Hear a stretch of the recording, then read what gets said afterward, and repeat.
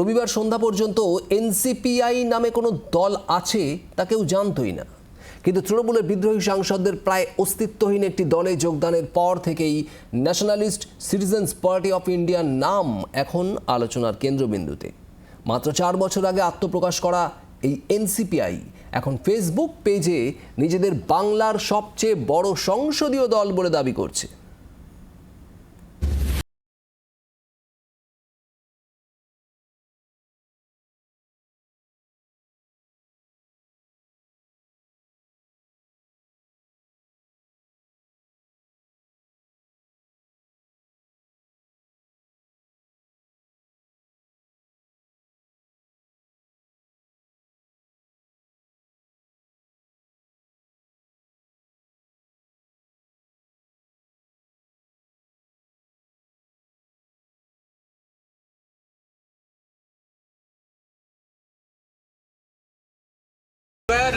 কোন সালে উঠেছেন সেটা? কোন 2022।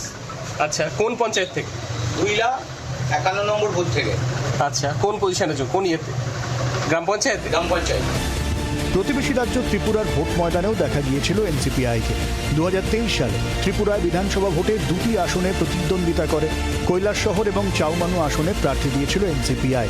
কৈলাসহর কেন্দ্রে 286টি ভোট পেয়েছিলেন দলের প্রার্থী জাহাঙ্গীর আলী, আর চাউমানুর প্রার্থী বরজেদা ত্রিপুরা পেয়েছিলেন মাত্র 536টি ভোট। বাংলার রাজনীতিতে হঠাৎই নতুন একটি রাজনৈতিক দলের নাম প্রকাশ্যে। একদিকে তৃণমূল কংগ্রেস, বিজেপি, কংগ্রেস, আর একদিকে হচ্ছে NCPI, nationalist citizens party of India. শুধু রাজ্য রাজনীতি বলা ভুল হবে, দিল্লির রাজনীতিতে এই মুহূর্তে এই পার্টির নাম আলোচনার একদম সামনে। অভিজ্ঞ মহল, বিশেষজ্ঞ মহল সবাই বলছেন যে এইভাবে আলাদা ব্লক তৈরি করা যায় না। অ্যান্টি ডিফেকশন যে ল, সেখানে নয় পার্টি ছাড়তে হবে, আর নাহলে অন্য কারোর সঙ্গে মার্চ করতে হবে। ফলে মার্চ করার যে বিষয়, সেটাকে কিন্তু প্রাধান্য দিচ্ছে তৃণমূল কংগ্রেসের বিক্ষুব্ধ 20 জন সাংসদ। কার্যত অস্তিত্বহীন ছিল এই দল। কোনো দলের সঙ্গে সরাসরি যোগ কোনো কালেই ছিল না। এনসিপিআইয়ের অন্যতম প্রতিষ্ঠাতা সদস্য হিসেবে নিজেকে দাবি করেছেন পেশায় আইনজীবী শিউলি কুণ্ডু, যদিও তিনি এখনই তৃণমূলের বিদ্রোহীদের যোগদান নিয়ে কিছু বলতে নারাজ। হ্যাঁ, প্ল্যান করেই হয়েছিল, তৈরি করেছিলাম আমরা। 2022 সালে তৈরি হয়েছিল পার্টিটা। কি প্ল্যান ছিল, মানে কিভাবে কাজ করবে পার্টিটা? সেই সময় অনেক কিছু প্ল্যানিং করেছিলাম, কিন্তু আজকে তো সেটার কোনো আলোচনা করার কোনো তার ইয়ে নেই। সেই সময় যেটা চিন্তাভাবনা অন্যরকম ছিল, আজকে চিন্তাভাবনা একরকম হবে। টাইম টু টাইম মানুষের চিন্তাভাবনা পাল্টায়, সব কিছুই পাল্টায়। আমি এই পার্টির এখন প্রেসিডেন্ট নই, আমি ফাউন্ডার প্রেসিডেন্ট ছিলাম বেশ কিছুদিন আগে। আমি এটাকে অলরেডি রিজাইন করেছি। আপনার রিজাইন করা, তারপর এদের যোগদান পুরোটি কাকতালীয় নাকি পরিকল্পিত? নো কমেন্টস, এই বিষয়ে আমি কিছু বলতে পারবো না। বর্তমানে এই দলের কোনো পদে নেই শিউলি, তবে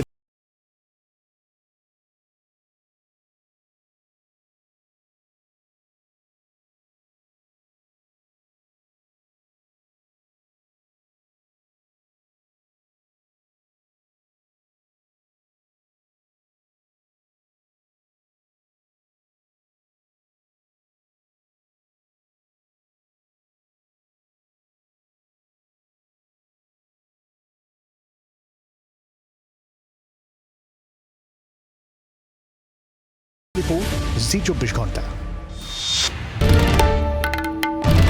বাংলার আওয়াজ, বাঙালির আবেগ, জি24 ঘন্টা।